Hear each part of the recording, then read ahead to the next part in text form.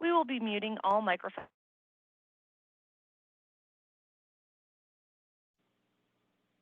To ask questions, please type them in the chat area, and the moderator will review and pass them along to the presenter. If you're unable to utilize the chat feature, please use the raise your hand feature and you will be called on. Both are located on the bar where you scroll over the meeting screen. Please do not share any personal identifiable information, as these sessions are non-confidential. We suggest you keep your camera off, as this helps to keep bandwidth down and improves connectivity. Thank you and enjoy the presentation.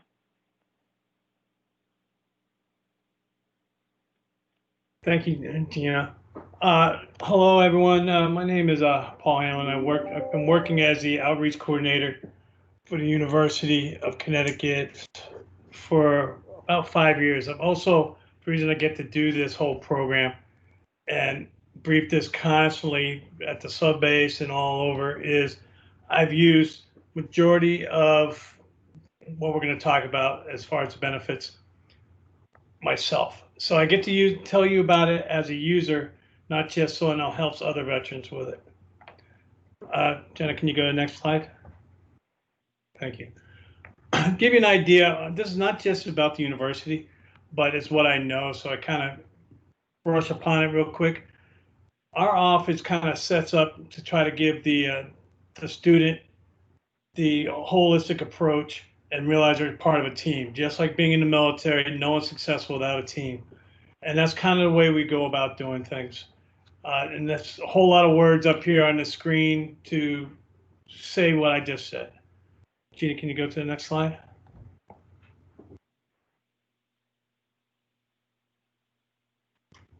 All right, like I was saying before, I've used everything on here for the federal benefits, minus the Chapter 35 and the 1606. But we have students right now that are using both. And so I feel confident that I can answer questions about both of those. I've used the Combat Veterans Tuition Waiver, which is what I'm using now for my MBA program.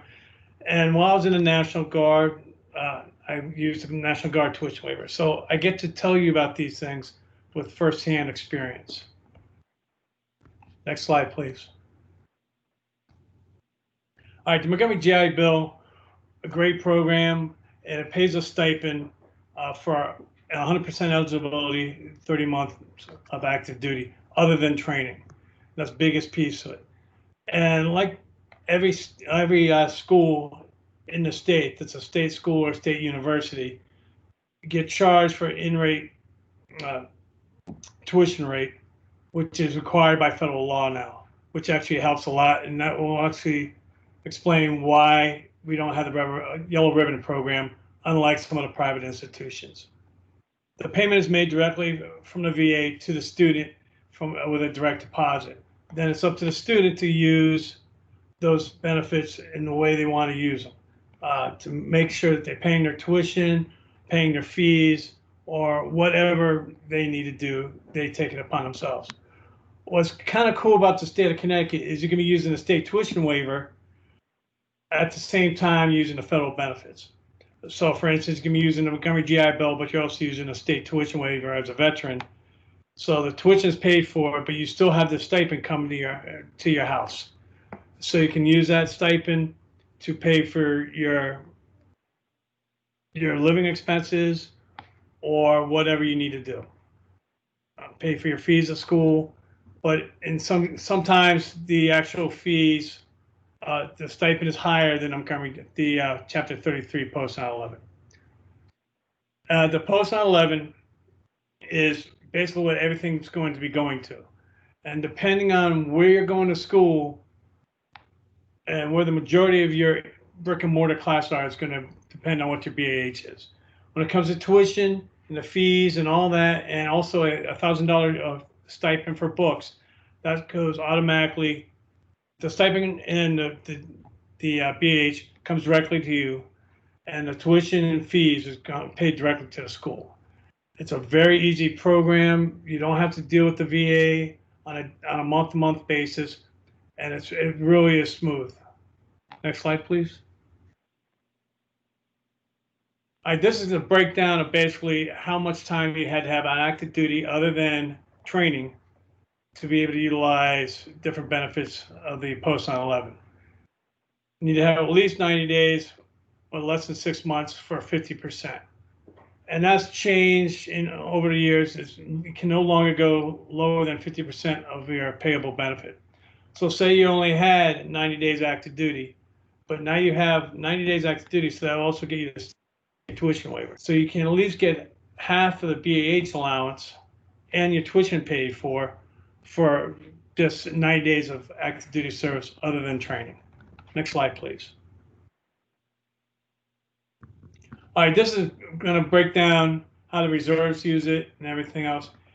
Now it doesn't have to be 90 days consecutive. It doesn't have, you can sit there like a lot of reserve and National Guard. They go on active duty orders for a perfect example, COVID, where they're just setting up medical stations throughout the state. They're still active duty orders and still applies towards being able to use their veterans combat tuition waiver or the GI Bill. Now the combat tuition waiver says combat, but you don't have to have been to a combat area. Hence why I was just talking about doing the COVID stuff and being on active duty for that here in the state of Connecticut. You have to just serve active duty time during a time of war. And we've been at war since 1990 to present day. So anyone that falls in there is all set. Next slide, please. All right, this is just letting you know that some of the older vets like myself, we used to have a 15-year limitation to post 9/11. So you had to use it. When you got out, you had 15 years to use it or lose it. They got rid of that. Now they kind of call it the forever bill. It just doesn't exist anymore. Next slide, please. I apologize if anyone feels I'm rushing through this. I just want to make sure I get as much information out as I can. Also, if anyone's interested in this slide presentation, I'd be more than happy to send it to you. And my number and everything's on here, so we can always do follow-up conversation. All right, the monthly housing allowance for campus. Once again, like I said before, it's majority of where your brick and mortar classes are. And what's kind of cool about the situation now is if you have someone that's in school right now, but their classes are now in distance learning, but they were to be in-person classes, they're still treating them as in-person as far as the VA is concerned. That bill is good until the end of December, and right now I know Congress and everyone is working forward and trying to see if they can extend that out through the spring semester. Okay, now we always talk about higher education, but you can also get licensing and certification and testing done using Montgomery GI Bill. And we're going to get into that a little bit more down the road here. And monthly housing allowance, the one thing for a lot of times the National Guard Reserve, they don't realize they're getting a housing allowance on weekend drills or there's time in the summer and they're in school and they're getting a housing allowance for that month also. They've stopped double dipping. When I say that, they used to pay for Saturday and Sunday for the Montgomery GI Bill or post 9/11, but they are also on drill and getting paid for a housing allowance for that Saturday and Sunday when they're on drill. The VAs realized that they were getting paid twice for the same date periods and they stopped doing that. The only reason this is in there is because it ends up, we have to have that discussion a lot, how you cannot be paid twice for one day. Next slide, please. All right, this is going back down to how you can use it, the post 9/11 for technical schools. I sit there and I try to explain this to people all the time. You don't have to want to go to higher education. You might want to actually do a trade school and get the on-job training and apprenticeships or voc tech. You can do that also using your Montgomery or the post 9/11 GI Bill. You can also take your test fees.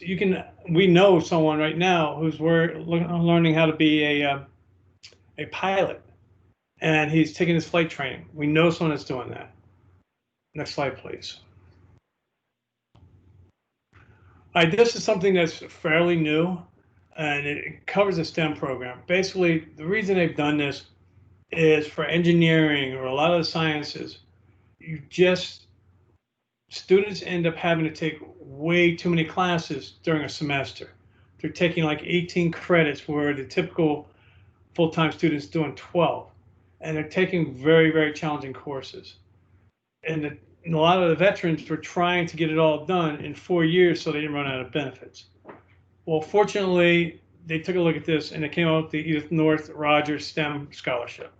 You have to apply for it, and there's certain criteria for it, but it can actually add another $30,000 to your post 9/11, so you can extend it out past that 4 years. There is no yellow ribbon, but like I was saying before, any state school is already not using yellow ribbon anyway because they're charging in-state tuition. If they're using a federal benefit, that's basically by law you have to do it that way. Next slide, please. All right.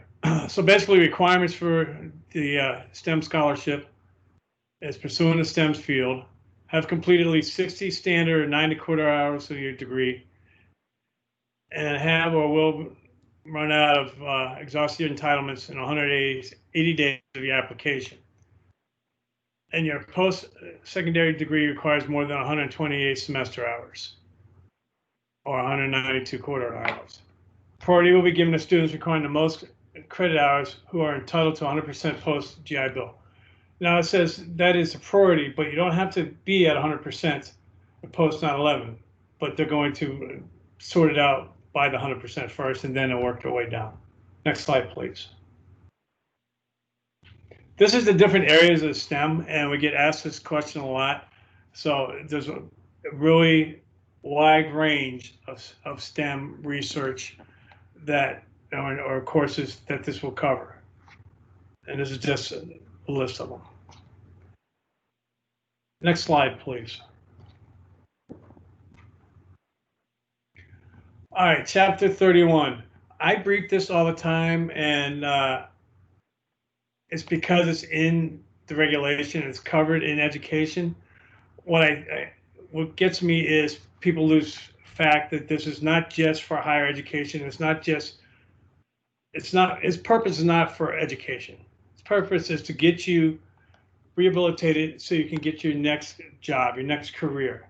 I brief it because a lot of the students I deal with end up going this route. I did it for my master's, and it's a great program, awesome program.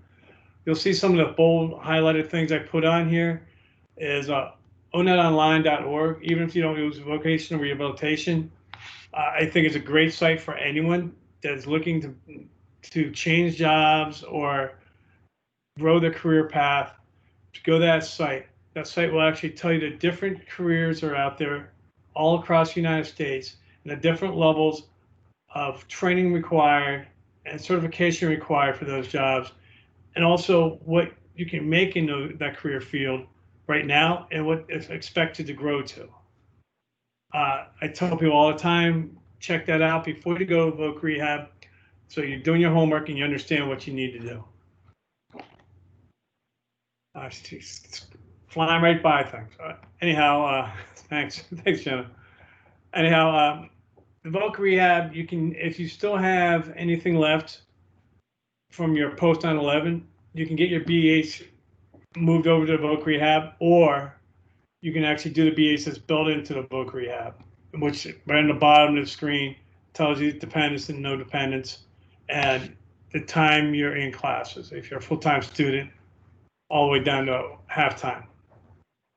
Next slide, please. I'm sorry, Dana, can you go back real quick? The thing about voc rehab that you need to understand is to be able to qualify is you have to honorably under general condition discharge and be rated with a 20% disability rating from the VA. The other piece I wanted to let you know about the voc rehab program is not only will they pay for school and help you get through that, they'll also make sure you have everything you could possibly need to be successful in that new career field. To include, say you want to become a nurse, so help you pay for your scrubs, any equipment you needed for that new career.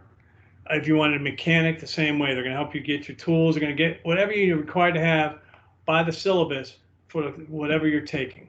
Next slide, please. Chapter 35, we seem to have a lot more students this year for Chapter 35. It's basically, it's for dependents. And if they are dependents with the veteran is deceased or disabled at a certain rate. It's a great program. Like I said, we have a lot of students right now. I have actually one of them that works in my office as a dependent who's under Chapter 35. It helps just to pay the fees and to pay stuff as they're going through school. Full-time is going to be $1,248 for full-time coursework, $986 for three-quarter time, and even if it's only taking a couple classes, quarter time or less is $312 a month. Nothing comes to the university; it's all direct deposited. Next slide, please. 1606 is for the reservists.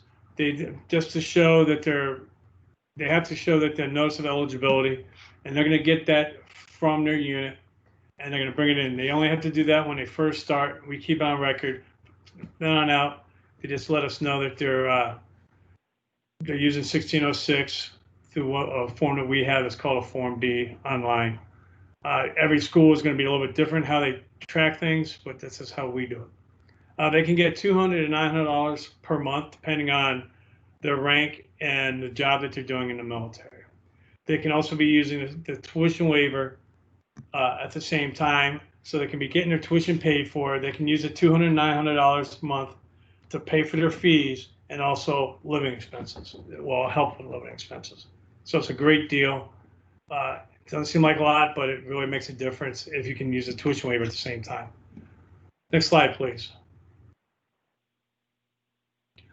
All right, something near and dear to my heart that I hear about all the time. I say near and dear because I'm using it right now for another master's. We're the only state that I've been able to track down so far that has a state tuition waiver where you can use it all the way through grad school. We have someone right now that's going to, as a medical doctor, is going through school. We have another one that's going to nursing, another one that's going through to get their law degree. I'm doing my MBA on it. It's a great program. And you just, the only thing you need to do is be able to attach your member 4 copy, DD-214, showing your type of service, and provide one source document. One source document is going to be current vehicle registration for Connecticut, driver's license registration, or an ID card from Connecticut, or a copy of a mortgage statement, a Connecticut address. Next slide, please. If for some reason you don't have those, if you have 2 of the other source documents, and all we're doing is trying to prove 1 day of domicile in the state of Connecticut prior to being accepted to the university. You have to have a current tax return or a copy of your Connecticut voter's registration card, copy of your current cell phone or utility bill. And these things you only have to do when you first start. We don't have to do it every semester. You just have to let us know every semester you're using your tuition waiver. You must be matriculated to the university, and it must be for a degree program or a certificate program. It can't be just want to take a couple of classes. You have to have a goal in mind. Okay, the state of Connecticut, or excuse me, UConn will let you take summer and winter classes with the tuition waiver. You have to basically look at every school in the state and get a hold of them and email them or call them and find out what they are doing. The reason I say that is the tuition waiver, when it was written in such a way that the state said, hey, schools, we want to do this for our veterans, and we'll reimburse you. Well, they also put the cap on how many veterans need the percentage had to be in order of the general population in order to get reimbursed. And they put the percentage so high that no school can reach it. So this is basically not paid for by anybody. And the University of Connecticut is big enough that they can take the offset of having veterans go to school here.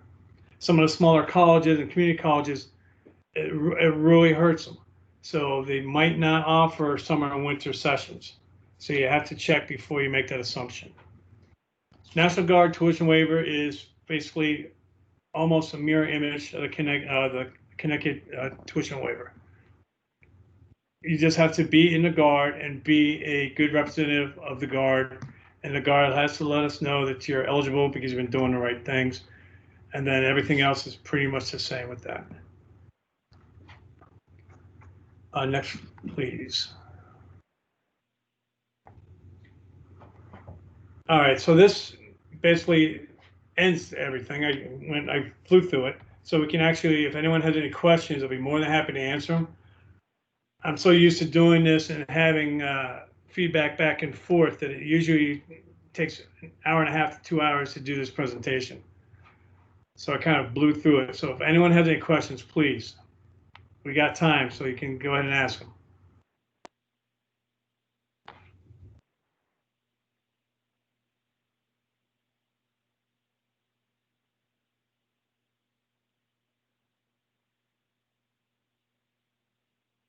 I have a question about if I have an associate's degree, but would like to get a regular bachelor's. Would that be difficult? I got it from MCC.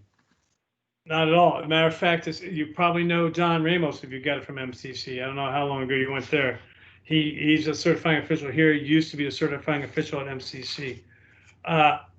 It's a very easy transition over. I mean, you just send the stuff in, and that's pretty much it. What do you have any idea what you want to do your bachelor's in? I started in school in like around 2000, and I didn't complete my associates until 2013. And I had originally started in management information systems, but when I realized I might be getting laid off, I just got a general studies.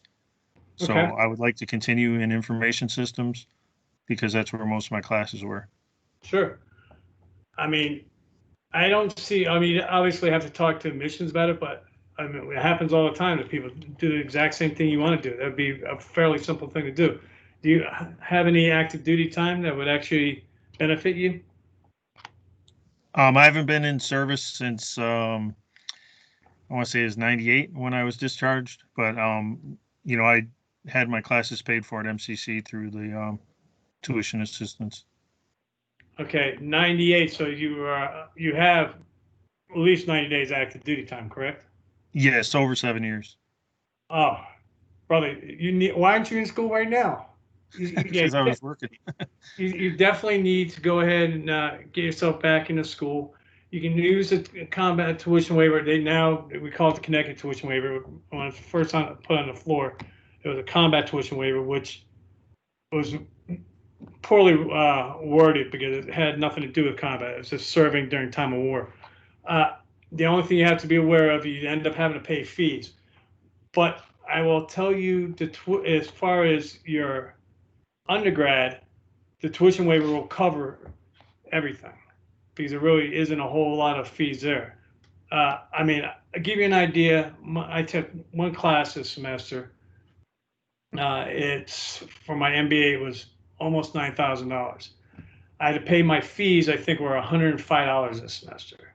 So you definitely, you can sit there and go to, on the state tuition waiver, you can go to school, you can get all the way through your PhD and decide you want to do another one. Some people actually at the Veterans Office know me. I'm a career student. I intend when I'm working on 3 masters. When I'm done with them, someday I'm gonna get a PhD. I'm gonna do another PhD after that. No other reason than the fact that the state tuition waiver is out there. I pay a lot of taxes. I'm trying to balance everything out. So definitely get yourself in school. It shouldn't be any issue. If you have your associates from MCC, it slides right in. State school from state school. I mean, unless you get into the STEMs and it's like some of your STEM information or classes, your sciences have been updated and changed since when you graduated. That's the only time there's can be a possible hiccup. But definitely do it. Okay, so what would you recommend? Just go to UConn and speak to somebody at the VA there, at the Veterans Office there? As far as admissions goes, I would sit there and I'd start with the admissions office at the university and go that route. And better, where do you, I mean, without getting too personal, what part of the state do you live at? Talent County, pretty close to UConn, within driving range. All right, because I started at Avery Point myself when I was doing my undergrad, and I actually loved it down there. And I started at Avery Point and then transferred up here to Stores. But that's just personal preference. I just smaller classes. As an older student, I felt I enjoyed the one-on-one with professors, not being overloaded with all kinds of traditional students all around me and everything else. So, and being where you're at, I think the drives are kind of similar. I mean, maybe Avery Point's a little bit longer, but not too much. Okay, thank you very much. Yep. Anyone else?